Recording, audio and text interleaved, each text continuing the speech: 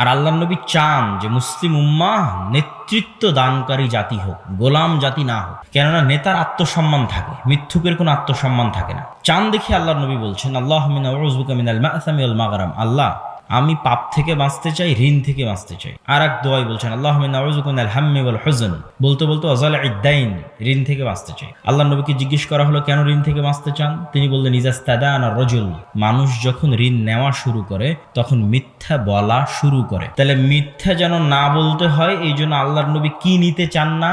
Loan নিতে চান। কেননা লোন নিলে মিথ্যা বলতে হয়, মিথ্যা বললে নেতৃত্বের যে যোগ্যতা আছে, সেলফ রেসপেক্ট, আত্মমর্যাদা যে আছে, এটা নষ্ট হয়ে যাবে, গোলাম হয়ে যাবে। এই জন্য ইহুদিরা চায় সুদের এমন একটা ইকোসিস্টেম তৈরি করতে যে পৃথিবীর প্রত্যেকটা মানুষ ঋণগ্রস্ত হবে। তো প্রত্যেকটা মানুষ ঋণগ্রস্ত হলে প্রত্যেকটা মানুষ মিথ্যুক হবে। তো প্রত্যেকটা মানুষ মিথ্যুক মানে প্রত্যেকটা মানুষ চামার, মানে গ্রামের থার্ড পার্সন যার কোনো সেলফ রেসপেক্ট নাই, তাহলে ও জীবনে কোনোদিন নেতা হতে পারবে না। ওর নেতৃত্বের যোগ্যতা ওখানেই শেষ হয়ে গেছে। আপনি দেখেন আপনার গ্রামগঞ্জ আশেপাশ কোথায় সুদভিত্তিক কিস্তির ভিত্তিতে মুসলমানেরা লোন নিচ্ছে না?